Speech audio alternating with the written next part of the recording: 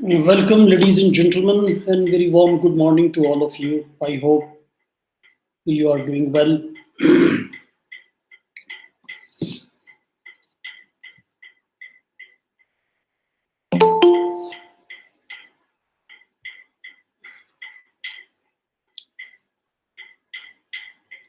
Today, welcome, Mr. Sultan. Salam alaikum, sir. Walaikum Assalam. So Today, how I are am you? proposing, yeah, I'm fine, brother. Alhamdulillah. Today, I am proposing another important dimension of South Asian approach.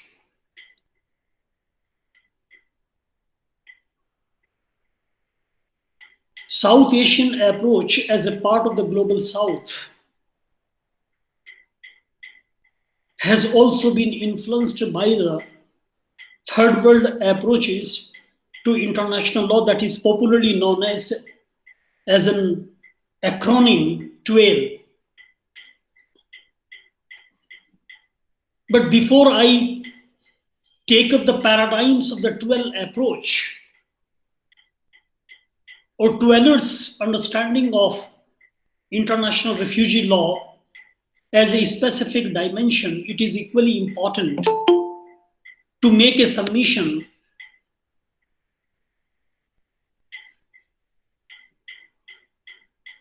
regarding the position of refugees in South Asia.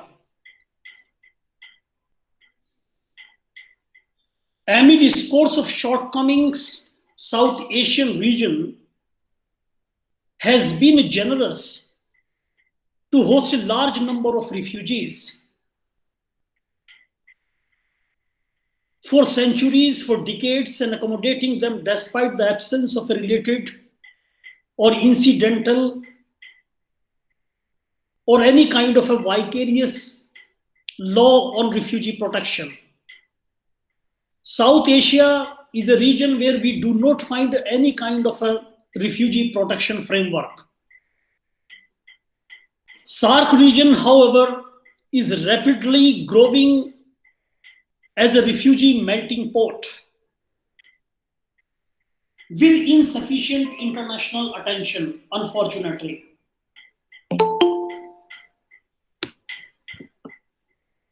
All the original members of the South Asian Association for Regional Cooperation, which is popularly known as an acronym, Saarc,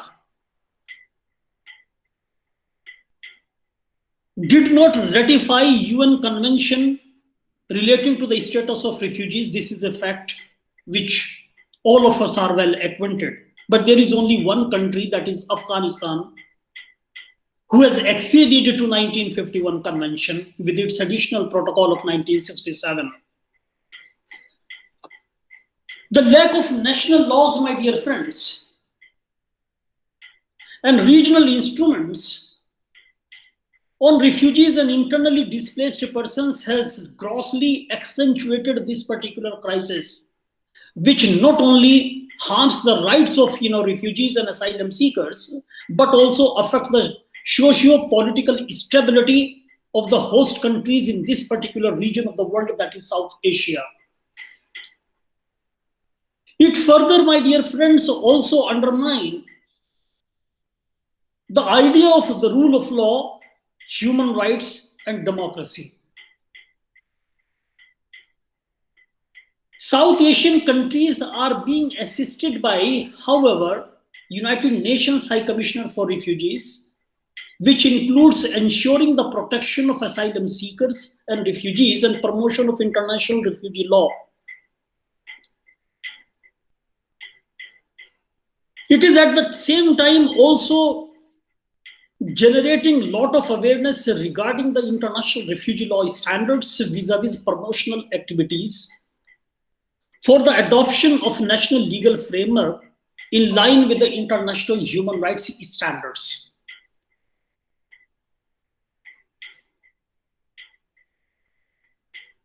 However, the reluctance of the respective governments in the Saarc region, particularly in the context of ratification of the Refugee Convention or adopting national laws or national legal framework for the protection of refugees, we find there are complexities of the refugee protection and refugee issues with the regional dimensions. There is a need, my dear friends, to look into the prospects of a regional approach to address forced migration and refugee protection issues in this particular part of the world, that is South Asia. Today, there are almost, as it has been reported in the middle of 2020, and the latest figures are likely to be there, but what has been reported by the UNHCR in the mid of 2020, that there are as many as 80 million refugees and more than 80 million refugees all over the world, and out of which more than 85% of the refugee population happens to be there in the developing countries. South Asia contains around 23% of the world's population. South Asia, my dear friends, currently hosts nearly 10% of the world's refugee population, or more than 10% of the refugee population. Therefore, the 1951 UN Refugee Convention is the commanding instrument to govern international protection of refugees worldwide. It is altogether a different story that the 1951 UN Convention relating to the status of refugees is a Eurocentric document promulgated soon after the Second World War. Just to address the influx of refugees in Europe, refugee migration in the intra-European regions.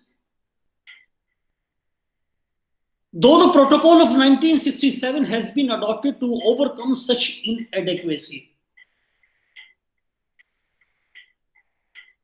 But unfortunately, the biggest bone of contention that has been there, it is basically and primarily is relating to that we do not have any kind of guarantee for the refugee protection in our part of the world. If you take into account the position of the South Asian jurisdictions among the Committee of Nations, then we are having two nuclear powers in our part of the world, that is South Asia, a very small region if it is compared to the rest of the world. Though it is known as the subcontinent, there are certain important issues. Issues like democracy, rule of law, fundamental human freedoms, fundamental human rights, development, health, education, and many other important issues which are affecting the very survival of the humanity in this part of the world. But unfortunately, we do not have any commitment as a region so far international issues are concerned. Despite the fact India happens to be the biggest country in this particular region, and India has always been weaving, and for a considerable period of time, India has been weaving for its international, leadership role. India has been trying to locate its positions in the international transactions, in the diplomatic circles and international relations, and addressing on many occasions have also addressed international issues. India has been demanding the democratizations of the UN body or the multilateral organizations. It has been working with certain important specific groupings of an economic character, political character, humanitarian character. But unfortunately, when we see in the backyard of South Asia, then it is very, very distressing to note, my dear friends, that the international commitments with regard to the refugee protection are very dismal. And this is a position which cannot be appreciated. And therefore, there is a requirement that we must have some kind of understanding on refugee protection. Therefore, contributions of the third world approaches to international law, scholars becomes very, very important. That is a newly emerged school,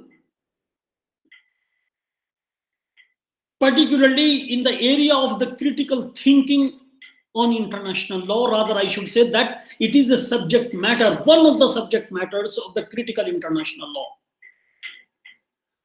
Therefore, it becomes very, very important to understand, my dear friends, that we must try to understand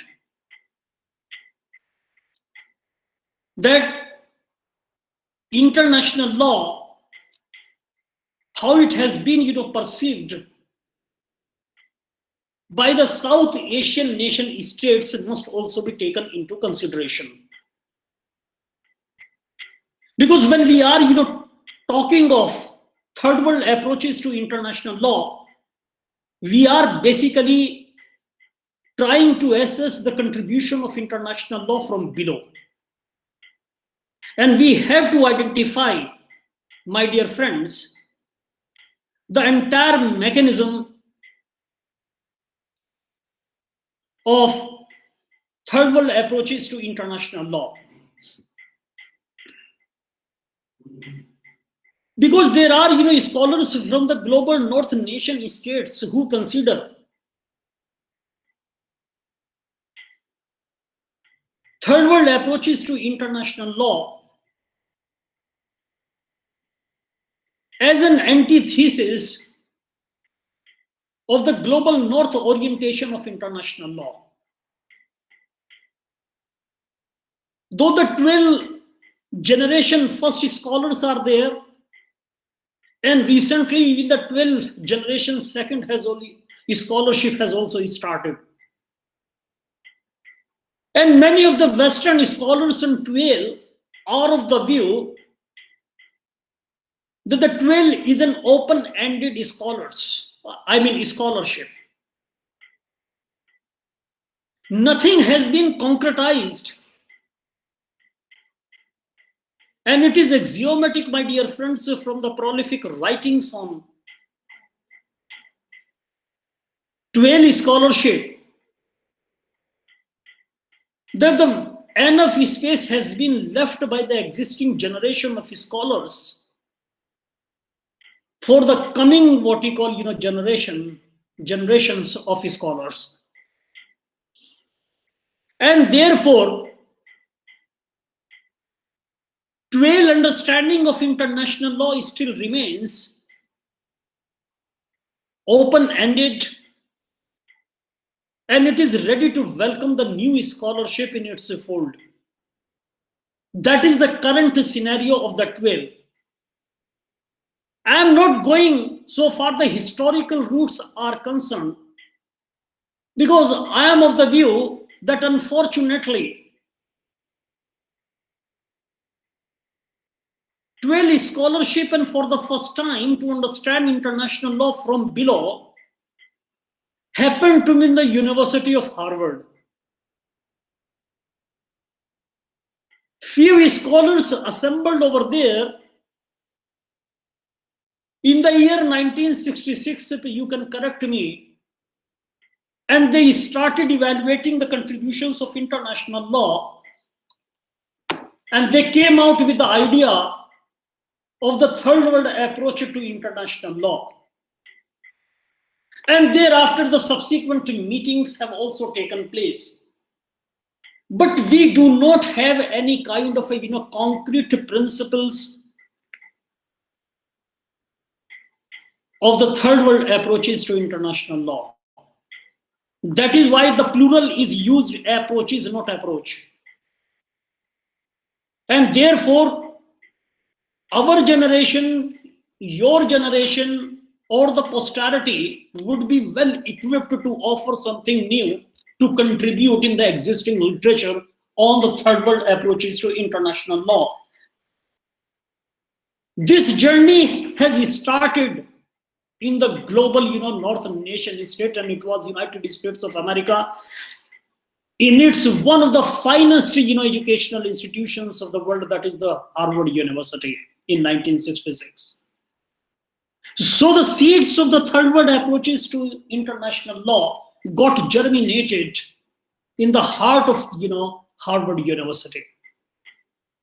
Though the subsequent writings are, there. So cumulatively speaking, my dear friends, we have to evaluate as one of the most important contribution and dimension of third world approaches on international refugee law, to international refugee law. Since the states in South Asian region, or in other what we call regions, are apparently look upon cross-border migrations, and that also includes to forced migration, my dear friend, as a bilateral issue within the framework of national security. So this issue of national security emerges out of colonialism or colonial experiences of the global South nation states. Therefore, it becomes very, very relevant for the third world scholars. Though the people are not comfortable with this kind of terminology like third world approaches or the third world. And so far international relations are concerned, my dear friends, we do not have this kind of a nomenclature in political science anymore. In the study of international relations, in the area of foreign policy, in the area of diplomacy, in the area of international political transformations, and in the area of international democratic transactions, where one of the most and the finest paradigm that is being subscribed by the nation states is the idea of sovereign equality, as it has been encapsulated, incorporated in the schematization of the United Nations Charter of 1945. If you take into account all these dimensions, you will appreciate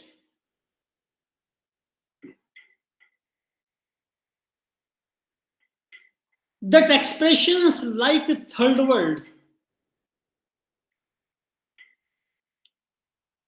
is no more relevant.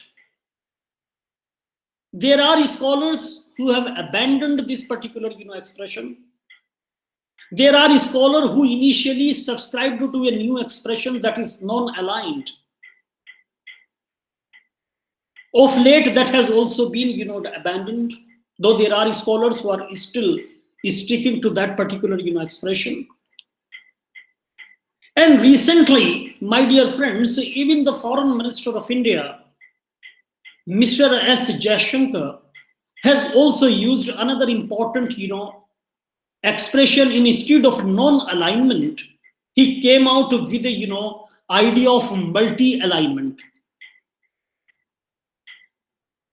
So far international engagements are concerned.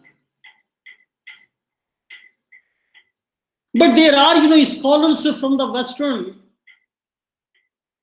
nation states who came out with a new expression that is known as, instead of using non-aligned or third world or developing world, they come out with the new idea, most of the world, within inverted commas, most of the world.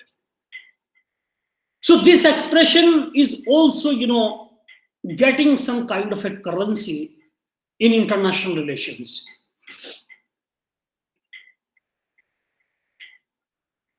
In such a scenario, how to understand international refugee law?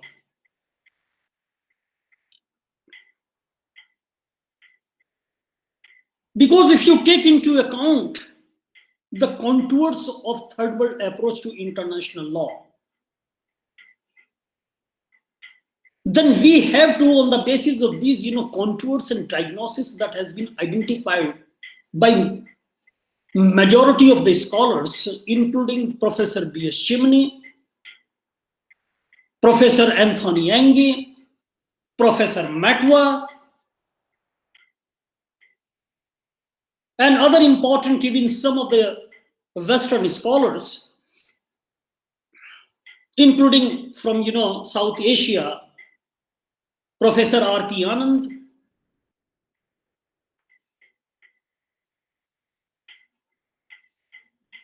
Professor Yogesh Kumar Tyagi, and many other important scholars.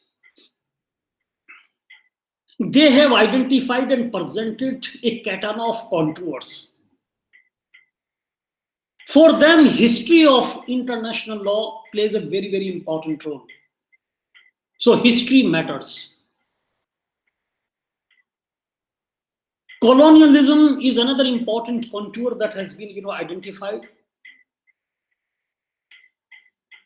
Political ideologies and political affiliations of a communitarian character have also been identified as another important contours. But my dear friend, in the lato sensu, the third world scholars could not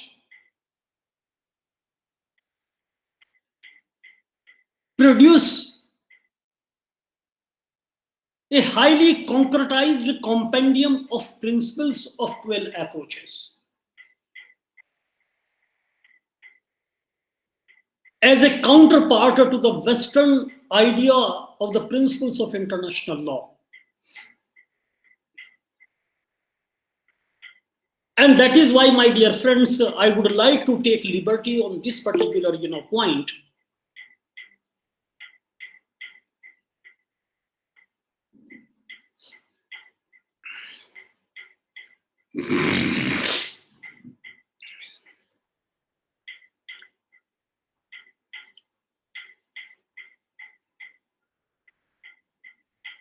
That is of vital interest. And that is the notion I was talking of my taking liberty on this particular point. I do not buy this particular argument as it has been offered by the Western scholars that there are coordinates of the third world approaches to international law.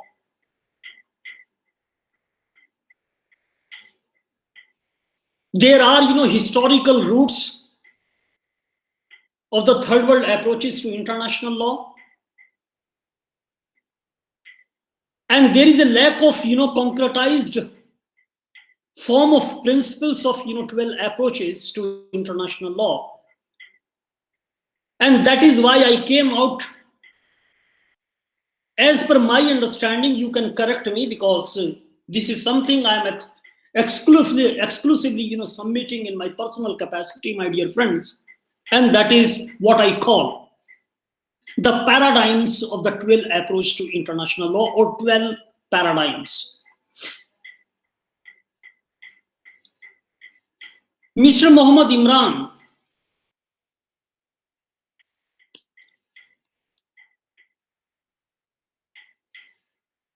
I appreciate your line of argument, which you have quoted in the chat box, that Professor Tyagi's approach for access of individual to international justice is interesting.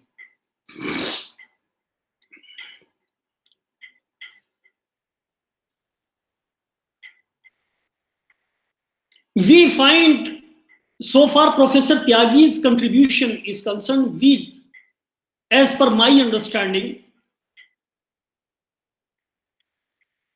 I find an amalgamation of individualism and collectivism.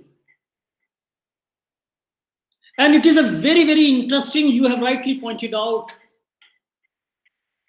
Mr. Imran. It's a very interesting dimension because the third world approaches generally talk of collectivity, of accessibility to justice.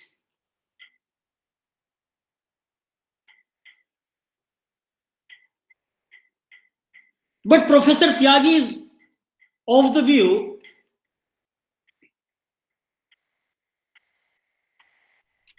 that let us have individual accessibility of justice in a globalized world. That is a very, very novel contribution on the part of the Professor Tyagi, and we must acknowledge, because the idea of individualism and collectivism has also been assessed by Professor Tyagi, as per my individual understanding, as one of the most important contours of the customary international law. And when we are, talking of access of individual to international justice, it means we have been talking availability of international justice to an individual as a subject matter of international law. That is a very, very important and viable contribution. Or in other words, we can put it like this, that the Professor Tyagi has also identified, my dear friends, that there cannot be any kind of a regimental orientation of the 12 approaches to international law. There has to be some kind of a flexibility when there are, questions of individual justice, and that too under the application of international law. Because on some other occasions I have, submitted to all of you, my dear friends, that in the later half of the 20th century, we have recognized as a matter of, sanity, as a matter of global sanity, and the community of nation states, political thinkers, legal thinkers, they have started recognizing individual as a subject matter of international law. And it was nothing but it was a thinking which was beyond the traditional box of, justicial, juridical, and legal ostentations.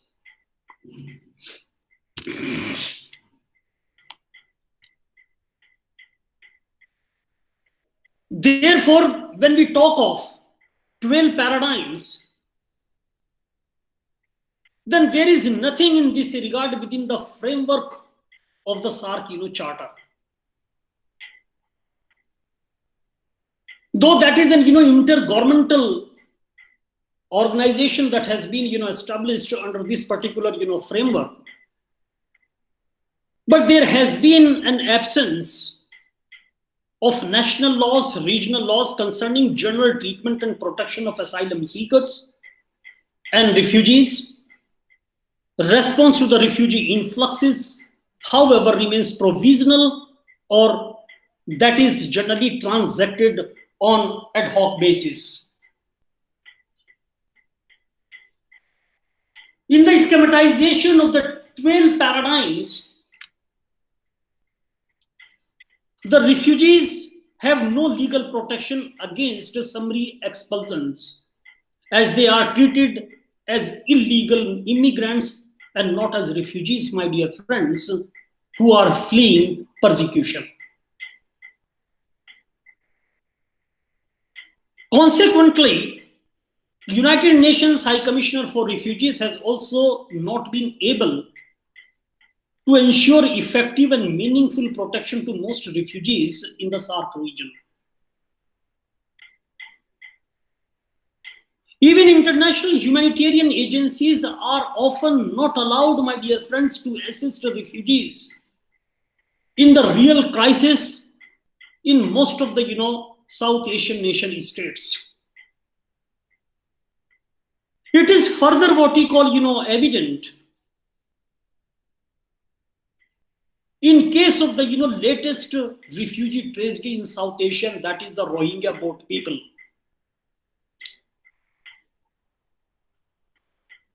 Even forget about how the Rohingya refugees are being hosted by the state of Bangladesh.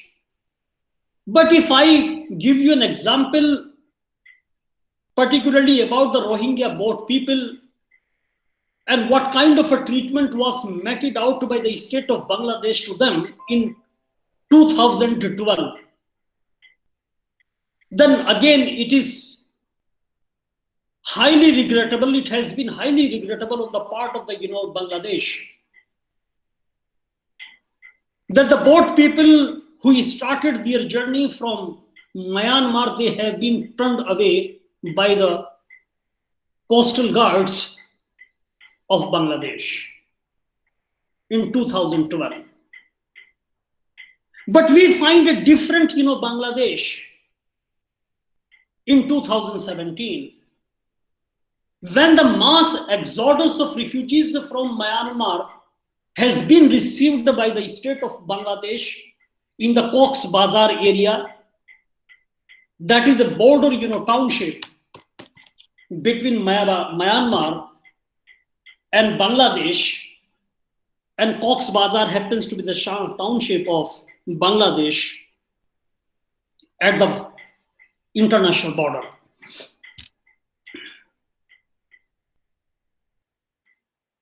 So if you take into account this entire scenario, that almost all the nation states in South Asia has not been up to the mark so far their international human rights commitments are concerned. They have never shown any kind of a sympathy on record towards refugees. Even in case of India, my dear friends, Government of India does not allow United Nations High Commissioner for Refugees staff to enter into India and work in the northeastern part of the country. Many of these problems can be avoided both through the enactment of the legal norms on entry, what we call procedure status, and on the creation of rights for asylum seekers and refugees in our part of the world. What we have been witnessing is that there happens to be an absence of intergovernmental mechanism at the regional level for protecting the returnees in their home countries. And that is why we are destined to receive these kinds of judgments, which recently entering order has been passed by the Honorable Supreme Court of India. And another important exercise that has been undertaken by the government of Bangladesh to shift some of the refugees, Rohingya refugees, to an island. But there is no mechanism available to determine the repatriation, particularly the voluntary repatriation of these kinds of returnees. Therefore, absence of a legal framework results in arbitrary, provisional, and discretionary decisions, making which undermine fair refugee protection as per international norms, my dear friends. Asylum seekers and refugees can end up being treated like any other foreigner. A legal structure is necessary, my dear friends, to effectively deal with a complicated refugee problem. And therefore, we should have a highly institutionalized framework for refugee protection if we are really interested to tide over this crisis.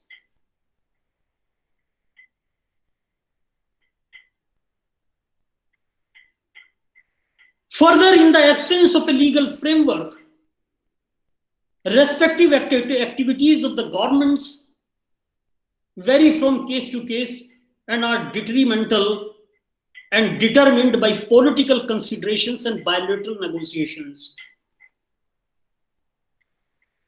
Because in our part of the world, my dear friends, it has become a political fashion of all the jurisdictions in South Asia that the issues within international implications, regional implications, national governments are not interested. They generally described such issues as bilateral issues. So they rather prefer bilateralism because they feel convenience so far the bilateralism is concerned. Because in bilateralism, nation states generally are in a better position to negotiate, to bargain, and to broker some kind of a understanding. However, such considerations do not provide predictable and durable solutions. Given the reluctance of nation states in adopting national laws to deal with asylum seekers and refugees, a regional framework needs to be considered. Though yesterday I was talking of 2004 declaration that has been accomplished by the eminent persons group after having multiple consultations in Delhi, in Colombo, in Dhaka. And they came out with this kind of a declaration, which I will definitely share with all of you.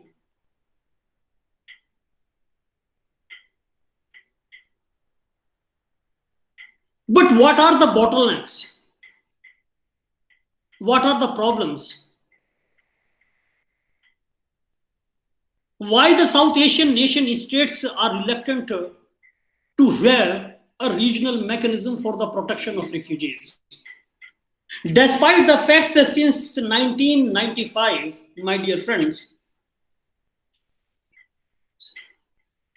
India, Pakistan, and Bangladesh are there on the executive committee of the UNHCR.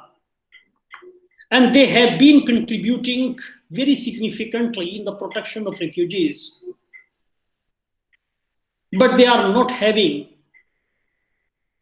any political will to accede to 1951 Convention or its additional protocol of 1967. And at the same time, they are equally uninterested to have a national legislation. However, in the past, many attempts have been made in India by the independent member of parliaments in their individual capacity. They have moved private members' bills in the Indian parliament. And notably, the people like member of parliament like Varun Gandhi, Shashi Tharoor, Jana Krishnamurthy, and many more, member of parliaments, they came out to private members' bills. But these bills have not been considered by the collective wisdom of the Indian parliament, unfortunately.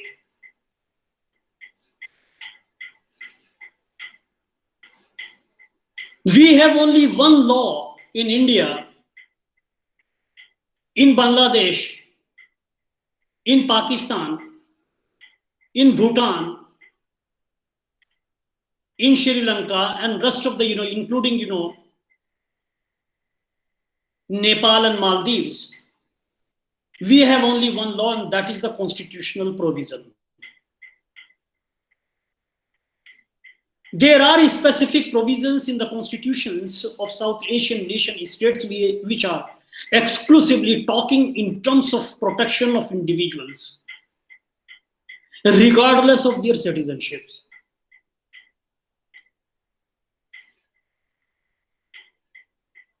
And therefore, national governments have been carrying out their refugee obligations, international, obligations with regard to the protection of refugees exclusively on the basis of the constitutional provisions and some of the international human rights instruments. But there are, my dear friends, there are jurists, there are legal thinkers. If you take into account the 12 narrative of the juristic opinions, you will find that today we are having a very, very refugee-friendly environment in legal circles in South Asia. There are, scholars in South Asia who have been advocating now for ratification of 1951 Convention. And let me give an example. Yesterday also I have made a reference of Professor B.S. Chimney, and currently he has argued for more than anything else. Though right now his research, gyrates around, World Trade Organization. But in the real sense, he has been the first scholar from South Asia, or rather I should say from India, who has talked of for the first time, though there are, other scholars who have not been properly mentioned, like what we call, a civil servant, P. Lama, and Mr. Sadar, and some new scholars, young scholars are also there from the University of Delhi. They have also been, talking of the refugee rights or the rights of asylum seekers and illegal immigrants. But Professor B.S. Chimney, my dear friends, has argued for more than last 3 decades that South Asian states should refrain from acceding to the convention as the instrument is being dismantled. 1951 instrument is being destroyed by the very states who have, framed it. In the current scenario, Professor Chimney has changed his position in favor of 1951 Convention's ratification. Any talk of accession should also be linked, my dear friends, to the withdrawal of measures that constitute temporary protection regimes and non-entry. If I am correct in my recalling Professor Chimney's formulation, my dear friends, it merits a serious consideration, given the fact that asylum as an institution has come under severe threat from the Western nation states, from the global North nation states. And it is the role of the global North nation states which has ultimately dismantled, destroyed, and devastated the entire institution of asylum. Whereas the asylum seekers and refugees, because of their, or because of some elements in the refugee population who claim themselves to espouse the cause of nationalism or change of regime, cause in their country of origin, they have also radicalized and destroyed the entire, institution of asylum, because they have, just to seek some kind of a, international aid and assistance and refugee status, they have also abused the institution of asylum. My dear friends, it is the time for a serious moral challenge to be posed by the developing world, and particularly South Asia could very well take the lead in this particular regard.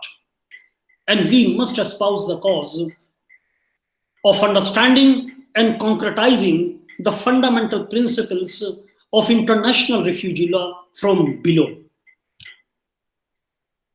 One may fully share, my dear friends, Professor Chimney's concerns about the policies of the global north nation states.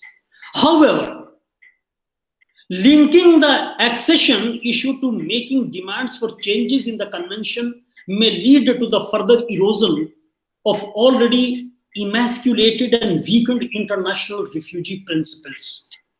So, I do not appreciate exclusively in my individual capacity the formulation that has been offered by Professor Chimney. Let us link. So this advocacy for linking, my dear friends, linking accession issue to making demands for changes in the schematization of 1951 Refugee Convention. It may what you call, further make it highly irrelevant, controversial, and may generate a further polemical paradoxes. Therefore, accession to the convention, to 1951 convention, can provide civil society institutions with a basis from which to campaign against any violations of the conventions at national level, at regional level, at international level, and provide South Asia, my dear friends, particularly so far the South Asian states position is concerned, it will provide them a legitimate base from which to exert pressure on Western countries to dismantle the non-entry what we call regime. This reminds me of another important what we call very elaborative statement of Professor Chimney, where he states that the passage of national legislation or national legislations would allow states in the region to identify and debate about their individual resources, concerns, and other important what we call dimensions, both at the level of security and resources, and thereby bring to the fore the divergent perceptions to the refugee problem. They would also accumulate critical experiences in their implementation, and therefore that should also be made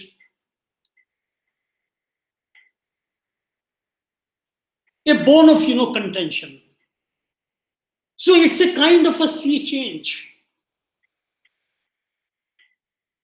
If you take into account the current position of the Professor B.S. Chimney, who has opposed and advised the government of India not to accede to 1951 convention for the last more than 30 years or more than 35 years. Now he is advocating the ratification of 1951 convention, and he is advising in his personal capacity that the government of India should go for. But there are scholars who do not care for any kind of a human rights premise of the refugee protection, and they have been advising the government that the government of India must not allow India to be the international capital for refugees. But I find reasons. If you take into account the cumulative impact of entire scholarship, how this scholarship has come out with this kind of an advocacy that there are reasons for not acceding to the Refugee Convention. And these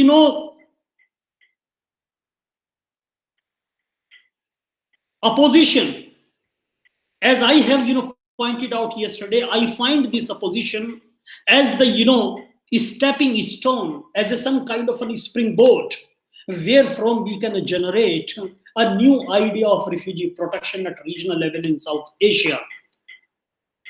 Because there seems to be no official document to include or explain the reasons for not ratifying the refugee conventions. We find some sporadic, interventionist,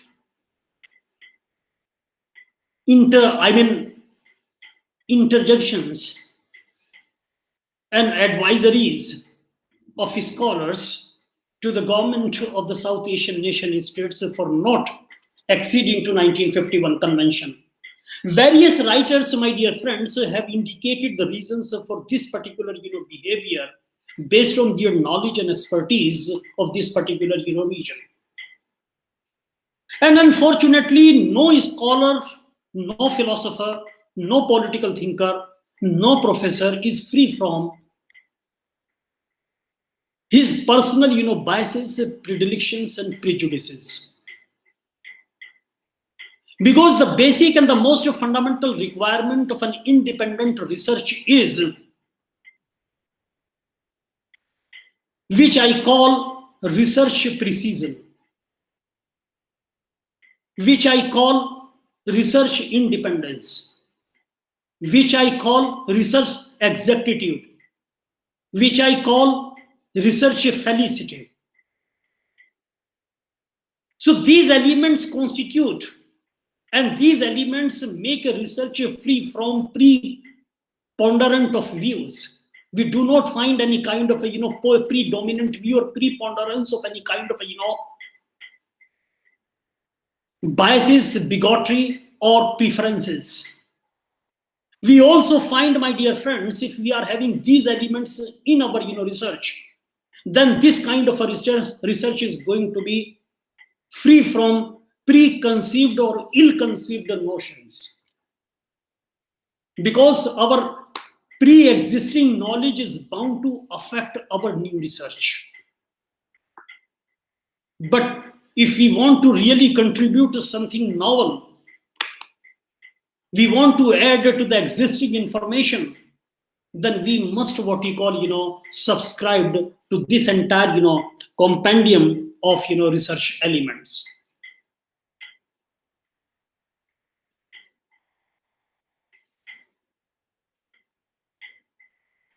Many other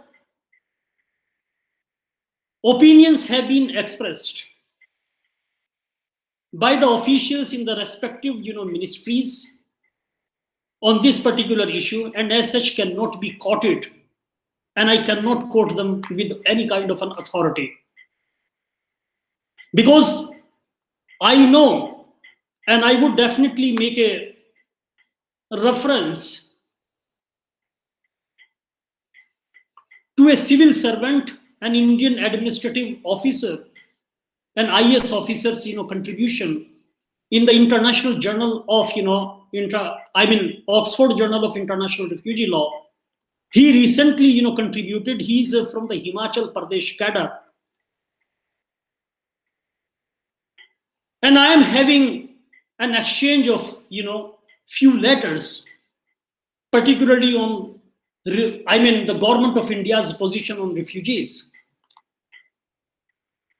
Though the letters were written in my personal capacity and having lot of personal contours, but I only share the surname of that civil servant, Mr. Saxena.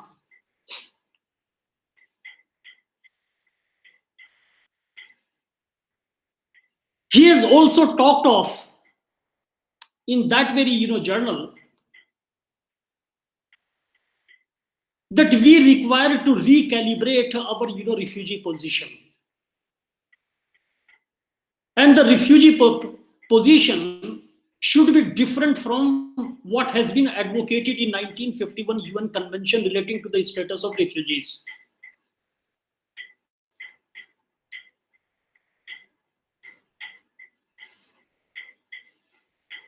Because he was basically advocating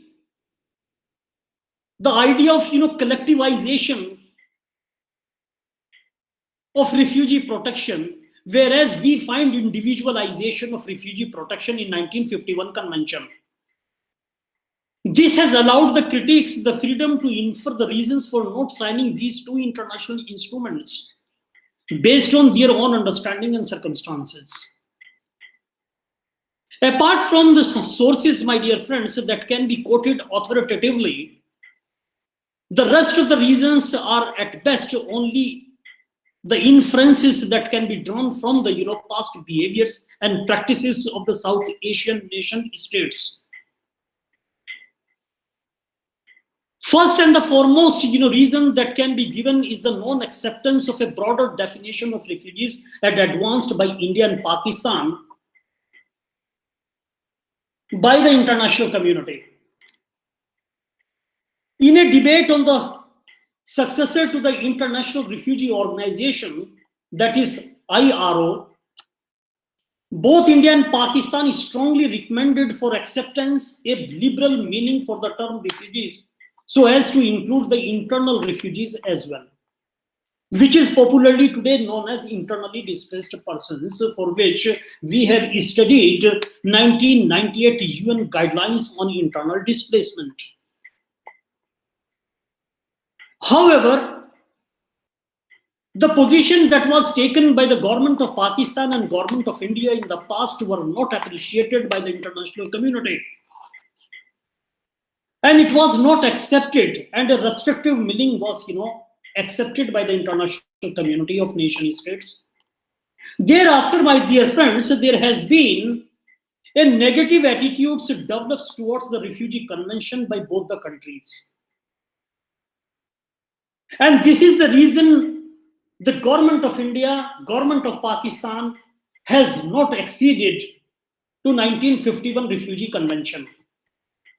Because initially, they were talking of a liberal interpretation of this particular expression that has been used in 1951 Convention relating to the status of refugees. So it has been the first important position. Secondly, my dear friends, both India and Pakistan have been advancing the argument that the refugee definition is very narrow, as well as Eurocentric.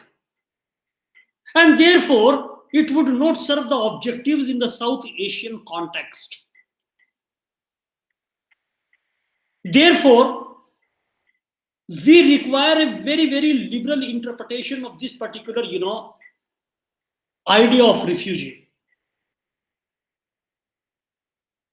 Again, as a third important, reason, or a third important, argument, the jurisdictions, national jurisdictions in South Asia have placed reliance on a bilateral approach. It was the reason.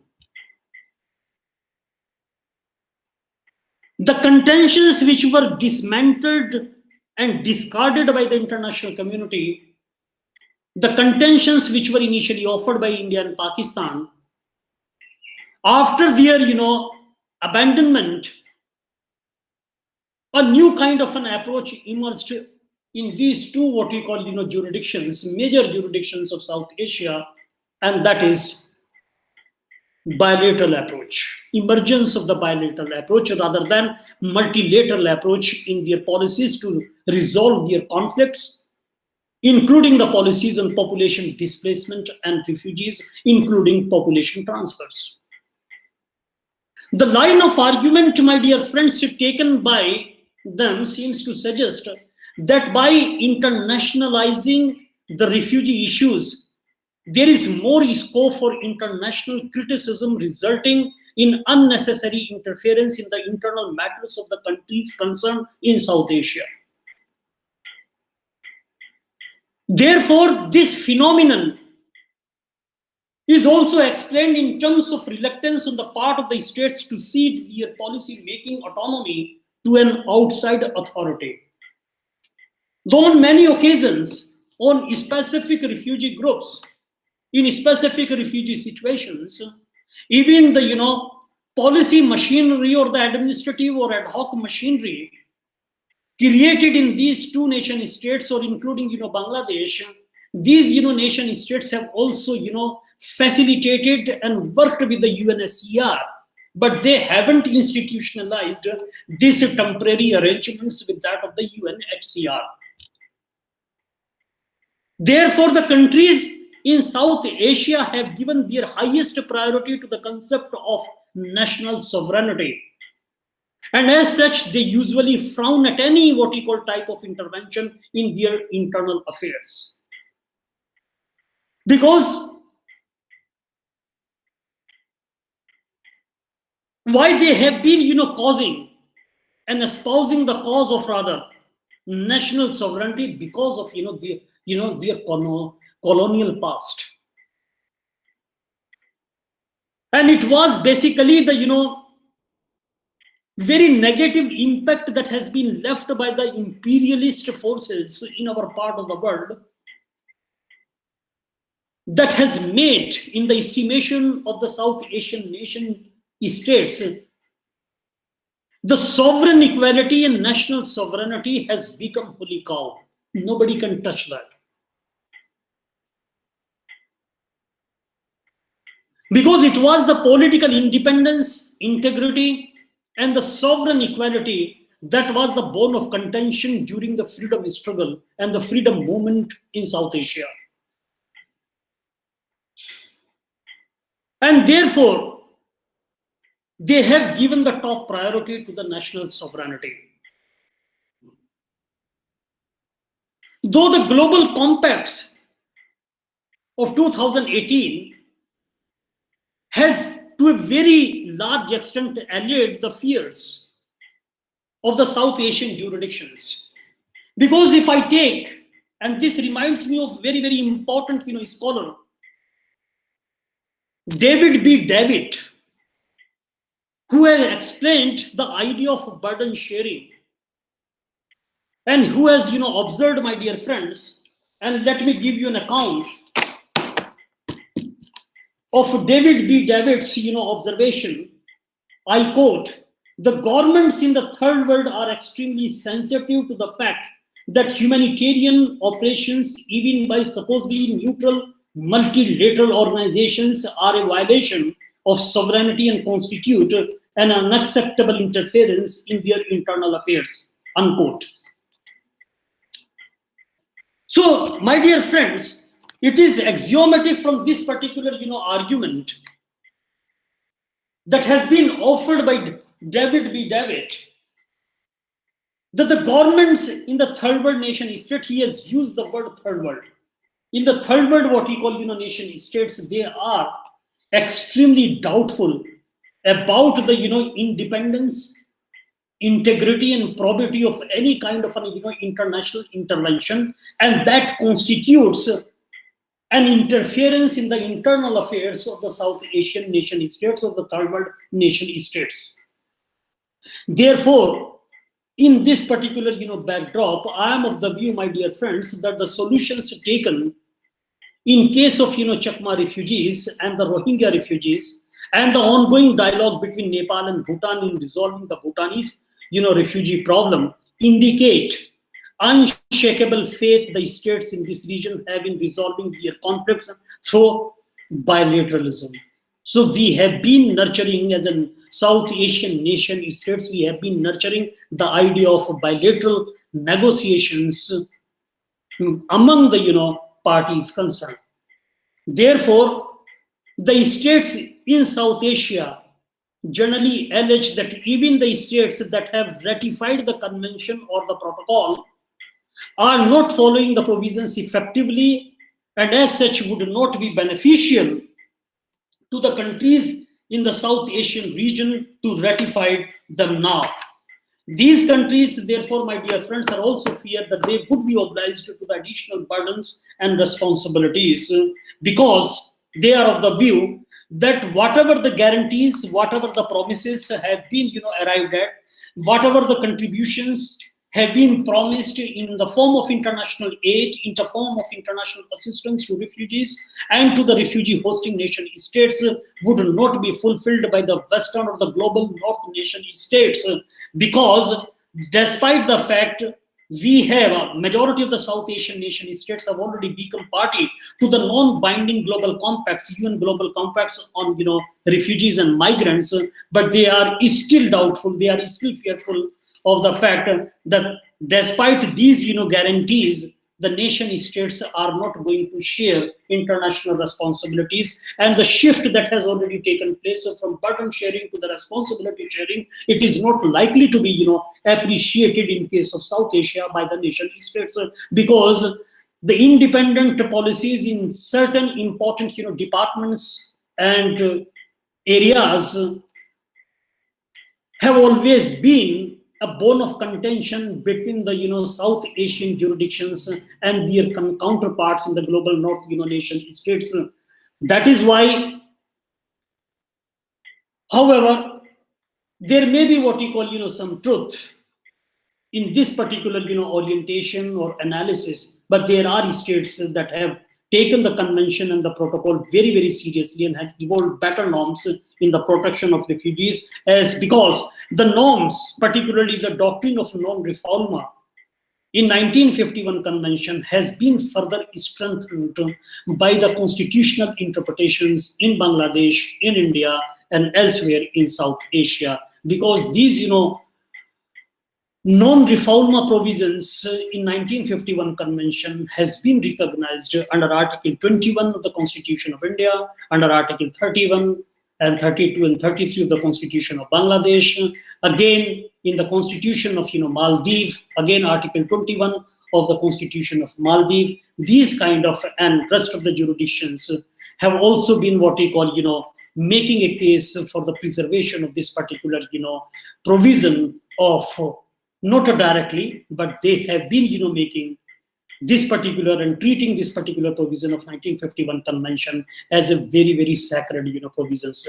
Therefore these developments seems to have no positive impact, unfortunately, on the countries in the South Asian region yet. But so far the role of the judiciary is concerned, judiciary is definitely making a very very considerable and significant what we call contribution in the preservation of the refugee rights. But the latest judgment on the part of the Honorable Supreme Court of India, the latest entry order should be considered as an aberration. This is something I'm offering in my personal capacity, but there are some other reasons as well. Because few reasons have been advocated by the South Asian nation states, particularly with regard to the Refugee Convention and Refugee Protocol.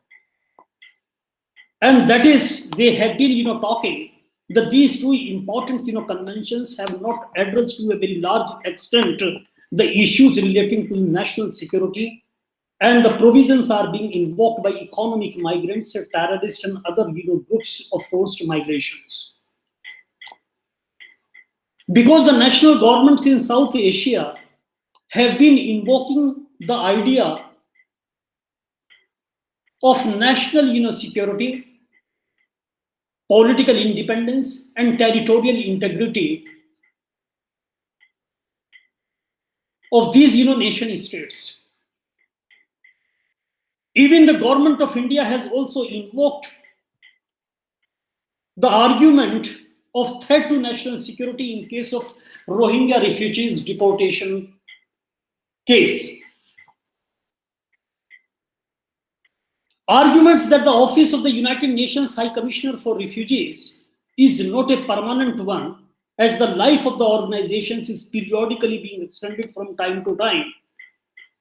Therefore, depending upon the circumstances, this particular organization is going to be vanished away. But this is not truth. It is not at all true. If you take into account the present situation, then the refugee problem has become a permanent what we call problem.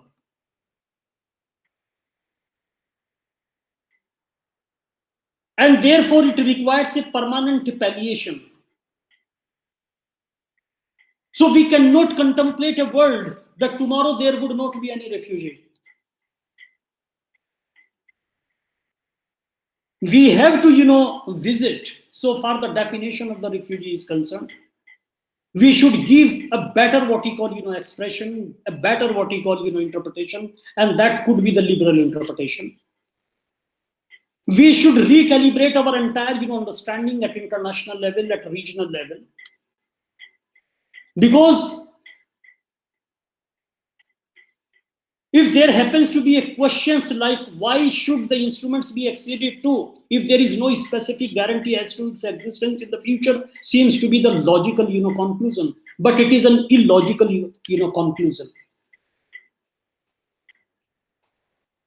This is a very flawed and fallacious argument which is generally offered by the South Asian nation states, my dear friends, that there is no possibility in future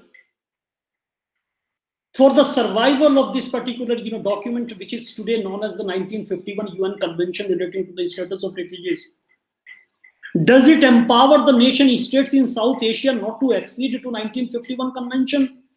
It's a highly illogical argument. There have been laws which were passed by the British Parliament, but these laws are still relevant. We generally require and invoke on many occasions for a better understanding. We invoke the provisions of the colonial legislations like General Clauses Act in Pakistan, in Bangladesh, in India.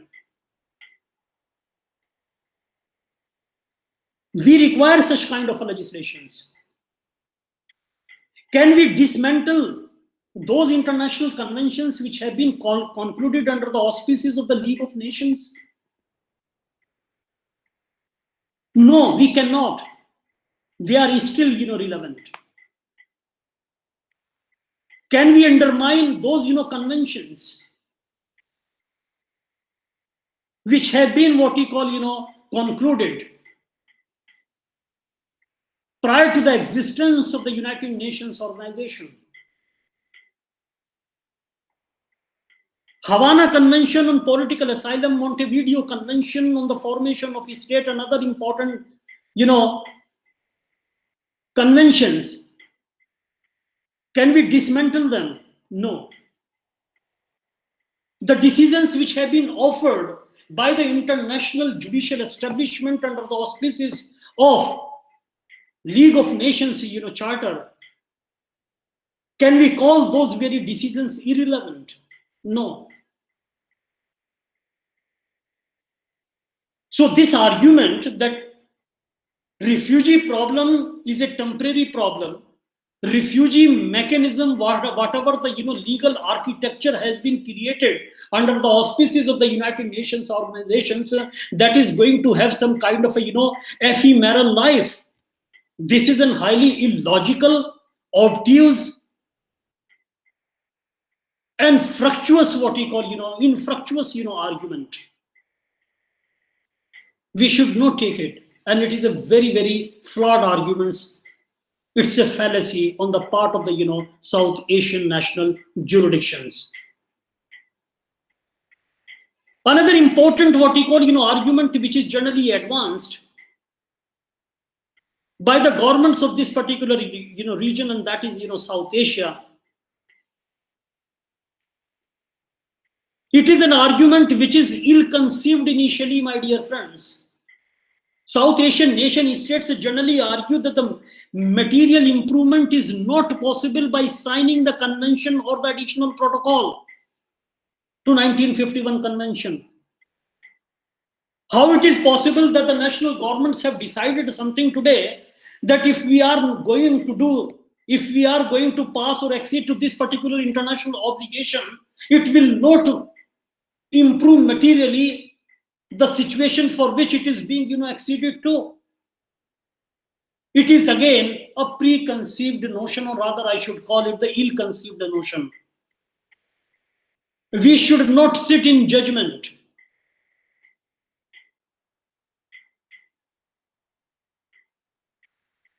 Rather, we should try to have a better understanding, and we should be very optimistic.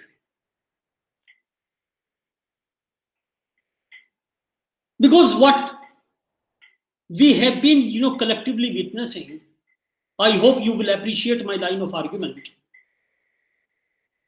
There is a bureaucratic insensitivity, and that too what we call further coupled with the lack of political will. That seems to be, my dear friends, the dominating practical reason in South Asian nation states.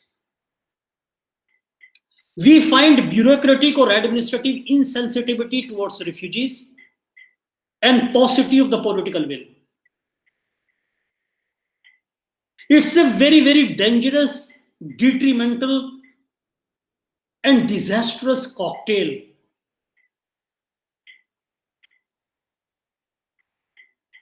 And that happens in violation of international human rights norms.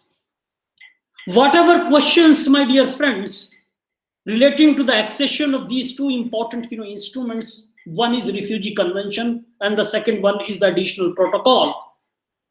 Whatever the questions have been raised, it is not in the priority list of the nation states, unfortunately, nation states from South Asia.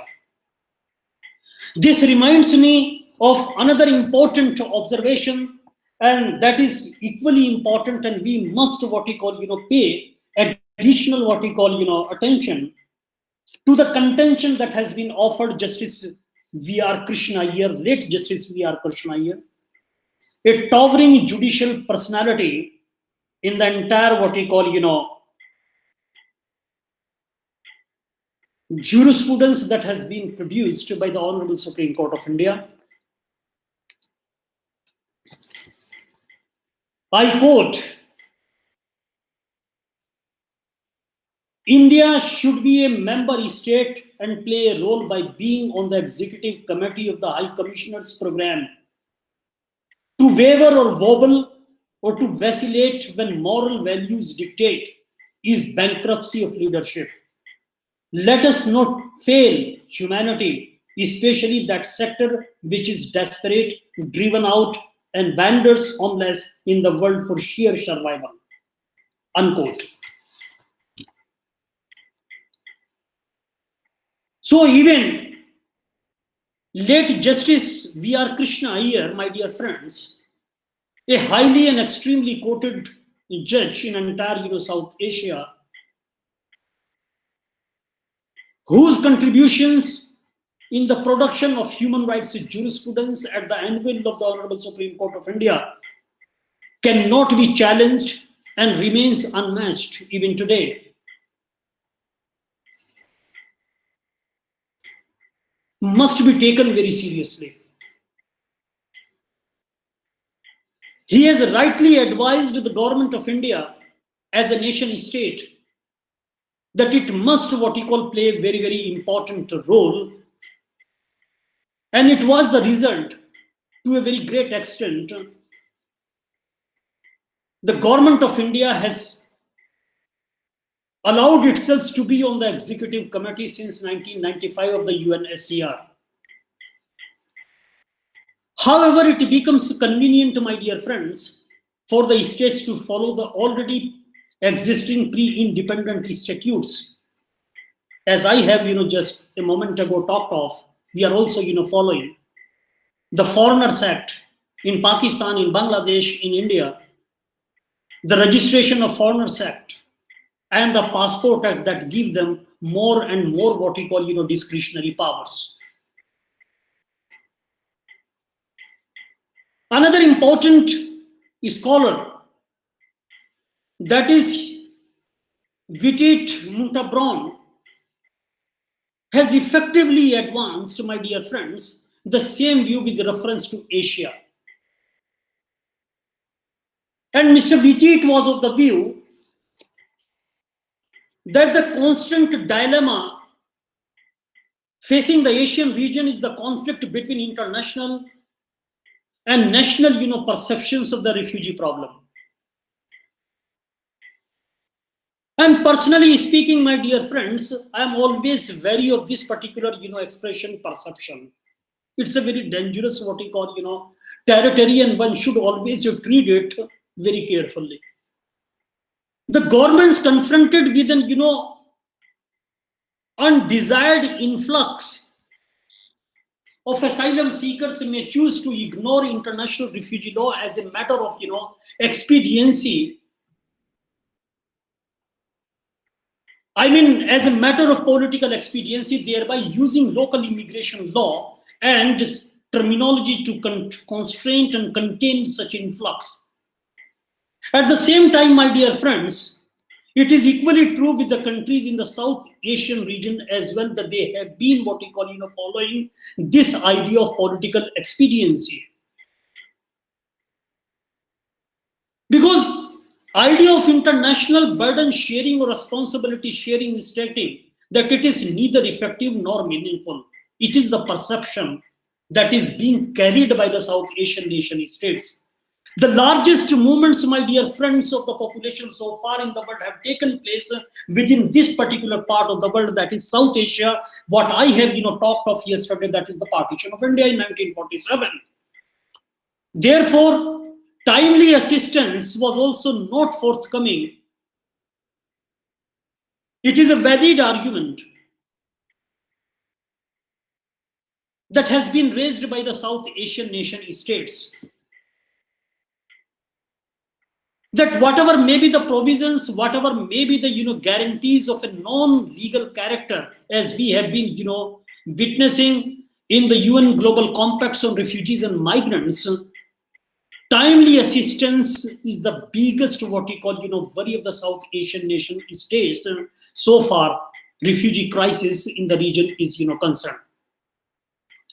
There is another important scholar, my dear friends, Myron Wiener,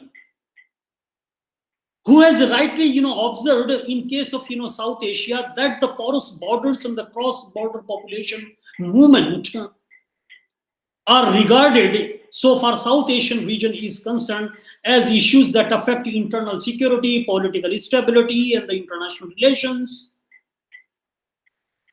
An entire power structure that also what you call not in a position to cope with the onslaught of refugees. So these kinds of what we call of problems have also been highlighted by Wiener. Another important argument that is generally taken, and that is the indicative of the desire to deal refugee problems with bilateralism, with the entire gamut of problem, is the fact that the paramount regional organization, and that is the South Asian Association for Regional Cooperation, has chosen to exclude the issues of population movement from its jurisdiction, or you may call it the purview, for the fear that it would disrupt the organization. But I'm having a different view. And my view is that the South Asian Association for Regional Cooperation charter should be taken as a parent grand norm for this particular region. At least the South Asian nation states may decide, may agree on the minimum understandings on refugee protection in a form of a what we call of a soft law. It may be a declaration. Though the declaration of the 2004 is already there, but that is a declaration created by the civil society institutions or the civil society individuals. And the government of India or the government of Pakistan does not consider that particular declaration. It is still what we call gathering the dust in the corridors of powers. And therefore, though it may be of a bone of contention, it may be a base for the further deliberations to have a soft law as a minimum understanding in the form of or on the lines of the Universal Declaration of Human Rights in our part of the world. But at least some kind of a governmental intervention, if the governments are going to contemplate this kind of a minimum understanding on refugee protection in South Asia, that will give some kind of a legitimacy, recognition, and validity to such kind of a framework. And thereafter, on the basis of the working of those minimum understandings, tomorrow we may have a regional convention, and that too under the auspices of the Saarc Charter. But this kind of understanding is not possible in the current what we call scenario, where the Saarc grouping is suffering from institutional and governmental or intergovernmental deficit. Therefore, the establishment of a number of administrative and quasi judicial bodies for status, what we call determination, and the status of determination of the refugee status that involves enormous expenditure from the state exchequer, as the states in the region are all developing countries. They cannot afford to spend huge sums of money. But if you take into account the recent what we call adoption of the UN Global Compact on refugees and migrants, and take out one particular element, that is international responsibility sharing, because the international community has also contemplated under the New York Declaration and the subsequent adoption of the global compacts, an international refugee fund as well. As we have been witnessing, we have saw what kind of arrangement are there for the refugee protection in the European what we call region, or in Europe. They have established this kind of a fund. A central European fund provision is also there. So we can also come out with this kind of mechanisms, because if you take into account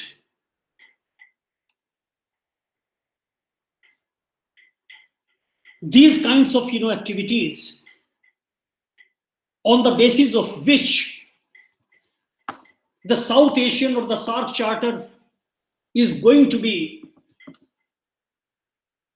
a all comprehensive, all pervasive machinery, and one of the most important dimension that is likely to be taken up under the auspices of the Saarc Charter, and that is the refugee protection. If refugee protection is going to be attended by the Saarc Charter or under the auspices of the Saarc Charter, then it is going to be the biggest what we call contribution as a region, as a highly civilized what we call region. Otherwise, only one institution is successful or functioning successfully, and that is the South Asian University. One or more institutions may also be there, but my assessment may be very subjective. But this I leave to your fine sense of judgment, how you are going to evaluate of the functioning of the South Asian institution.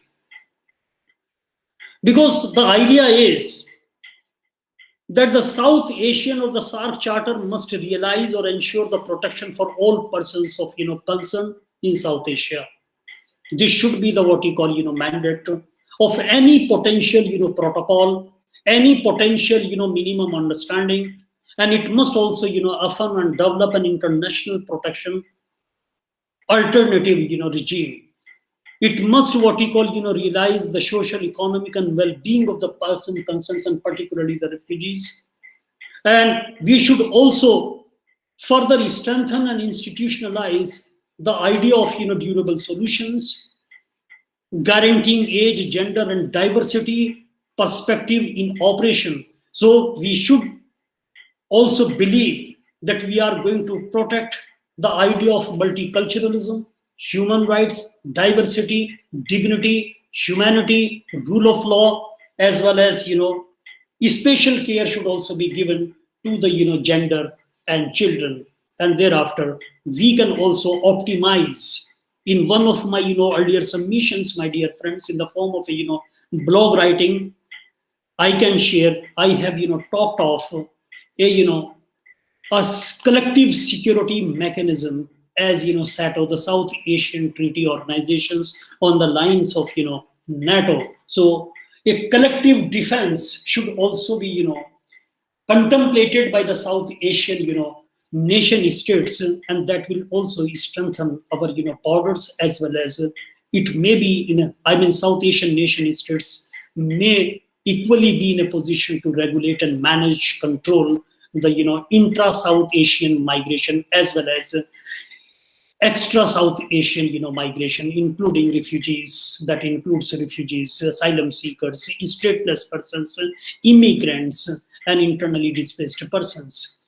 So therefore, my dear friends, if you take the analysis of the various regional approaches, then I find in my individual capacity, my dear friends, the coordination and cooperation of the concerned states are essential for the success of such an initiative. And that the consistent application of standards can indeed promote the protection of refugees and encourage voluntary repatriation. This is the experience. If you cull the, what has been the working and functioning of all the, regional mechanisms designed for the protection of refugees. My dear friends, those who argue for a regional instruments, including myself, point out, in spite of accession to quite a few international human rights instruments and constitutional, guarantees, and in spite of, generous asylum, what you call, practices, and lenient, what you call, and very liberal judiciaries, in many countries of, South Asia, there have been occasions when protection of, in South Asian countries, when protection for refugees has been jeopardized by the absence of legal principles. Because if we are going to have some kind of a minimum, understanding on refugee protection, if we are going to have the minimum protection shield designed for protecting, refugees at the regional level, when we are going to have a minimum continuum of legal protection in a form of a national legislation, then definitely we are going further to crystallize legal principle designed for the legal protection. And therefore, in the absence of these legal protections or potential legal protections, we are not able to protect refugees as per the international standards set out in 9 core international human rights treaties, as well as 1951 Refugee Convention. Further, my dear friends, foreign policy and domestic political considerations have often prevailed over general protection principles, putting refugees in vulnerable situations.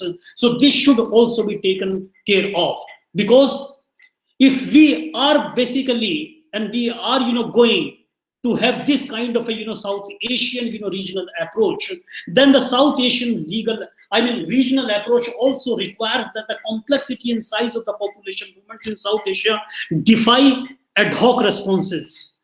We should not indulge in ad hoc responses and any kind of advocacism to control, manage, and regulate the refugee movement in South Asia is basically very, very detrimental, because there is sufficient commonality of problems. There is a sufficient, and I find adequacy of commonality of policies and practices among the South Asian states to develop a regional approach. A regional approach, my dear friends, would allow South Asia to address its specific concerns on refugee issues, help improve cooperation and solidarity among South Asian nation states, improve proposals and prospects for solution, help define a clear and useful role for the United Nations High Commissioner for refugees. However, my dear friends, there are those who argue in favor of a national legislation as opposed to what we call a regional declaration or convention. I do not underestimate their approaches and their advocacy that let us have first a national legislation, because they argue a premature attempt at a regional solution could mean the scuttling of the national legislation, as the process of negotiation will raise politically sensitive issues which may be used by ruling elites to turn the ordinary citizen hostile to a even national regime for refugees.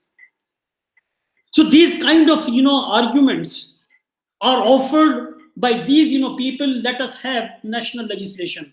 But I scuttle down, I dismantle, and I do not buy this particular argument of those who have been favoring a national legislation, because nobody has favored, my dear friends, when Universal Declaration of Human Rights was adopted in 1948.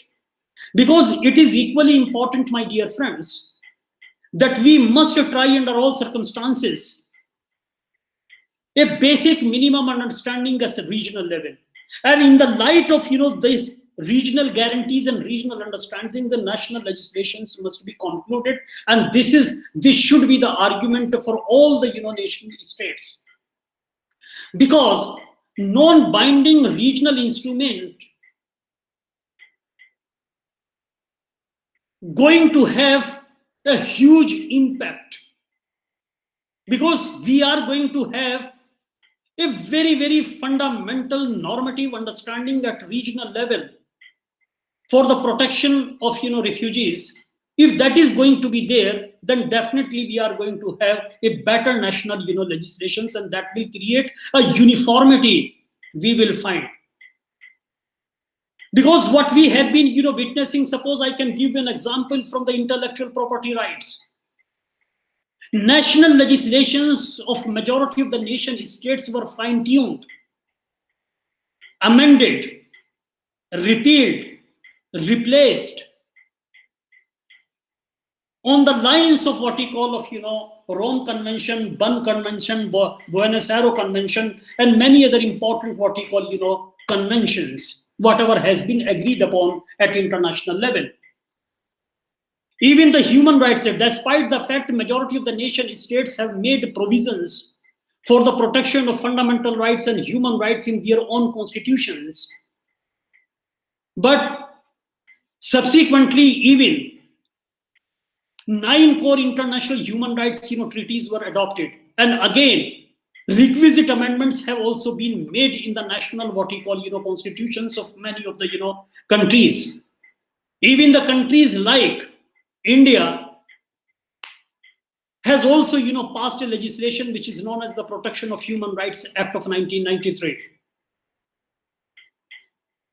So if you take into account the cumulative impact of the idea of international protection and international refugee protection norms, then it is very, very important that the normative framework should be contemplated first at regional level, and thereafter we should try to have a better what we call national legislation. At least we are going to have some kind of a understanding so far the refugee protection in South Asia is concerned, because the South Asian countries have yet to dealing refugee issues from their national security concerns and do not share the broad worldview of perceiving them as humanitarian and human rights concerns.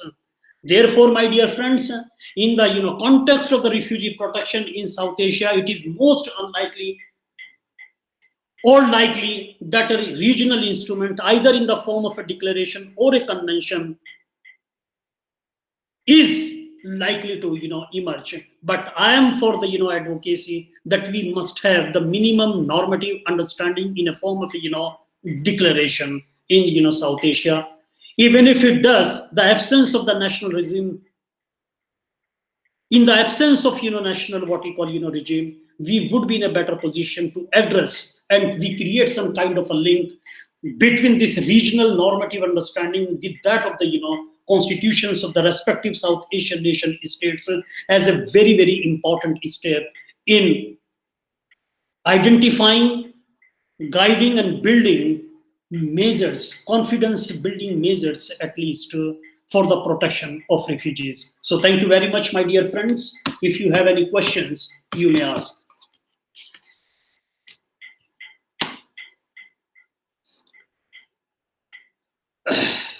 Well, by tomorrow, I will supply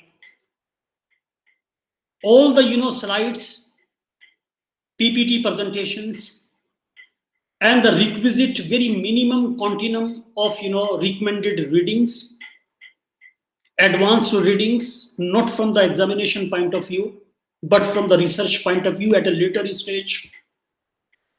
When you would be teaching this particular subject, I would be sharing with all of you.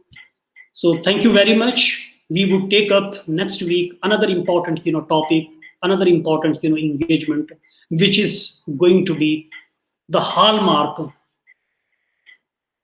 as a link in refugee protection, not only in our region but at international level, that is going to be relevant. So thank you very much. Thank you, sir. Please stay safe.